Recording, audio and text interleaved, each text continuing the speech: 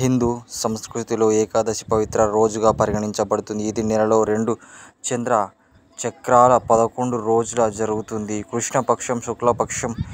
ఆధ్యాత్మిక ఏకాదశి 11 ఇంద్రియాలను సూచిస్తుంది. 5 ఇంద్రియాలు, 5 కార్యాచరణలు, అవయవాలుగా మరియు ఒకటి మనసుగా.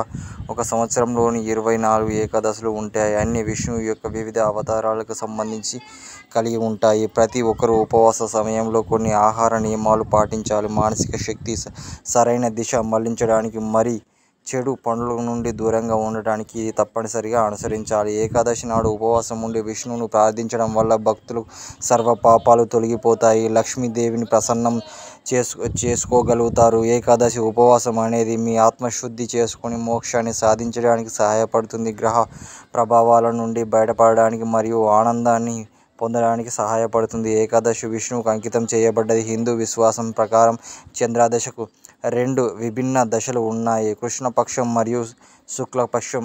ప్రతి దశ 14 రోజులు, 11 రోజులు ఏకాదశి అంటారు. ఈ రోజున పాటించవలసిన వ్రతం లేదా ఉపవాసం ఏకాదశి వ్రతంగా పిలువబడుతుంది. ఏకాదశి నాడు ఎందుకు ఉపవాసం చేయాలి? ఏకాదశి శీఘ్రంగా ప్రయోజనాలు భగవంతుని విష్ణువు విశ్వసించి మరియు ఆరాధించే వారికి ఉద్దేశించబడినది. ఇది హిందువులు అత్యంత ఫలవంతమైన ఉపవాసన ఒకటిగా పరిగణించబడుతుంది. ఏకాదశి నాడు ఉపవాసం ఉండడం వల్ల కలుగు ప్రయోజనాలు. ఏకాదశి నాడు ఉపవాసం యొక్క ప్రయోజనాలు మీకు మనశ్శాంతి, సామరస్యం మరియు శ్రేయస్సును కలిగిస్తుంది. ఆత్మశుద్ధిని చేసుకుని మోక్షాన్ని పొందడానికి సహాయపడుతుంది. మానవ జీవితం యొక్క ముఖ్య ఉద్దేశం మోక్షం పొందడం కాబట్టి ఈ ఉపవాసం అందరికీ ప్రత్యేకంగా ఉపయోగపడుతుందని చెప్పబడ్డది. ఏకాదశి రోజున మనం ఏమి తినవచ్చు? ఏకాదశి ఉపవాసం రోజున వివిధ రకాల పండ్లు, పాలు తీసుకోవచ్చు.